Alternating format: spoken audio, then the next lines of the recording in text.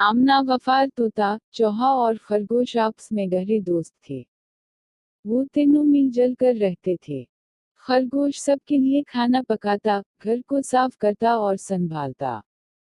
चौहा घर के लिए अनाज, राशन पानी, सब्जी तरकारी बाजार से लाता और तोता जंगल से कुछ लकड़ियां बाजार में जाकर बेच आता। उस तरह तीनों खूब मेहनत और मुश्क करते और खुशी खुशी रहते।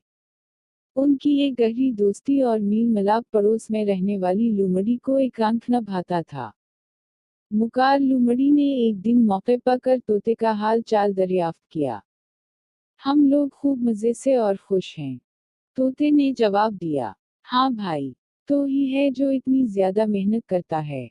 दिन भर जंगल में लकड़ियां इकट्ठी करता फिरता है और तेरे दोनों साथी घर बैठे आराम से मौज मस्ती करते रहते हैं। जारी है, तोते ने कहा, नहीं नहीं,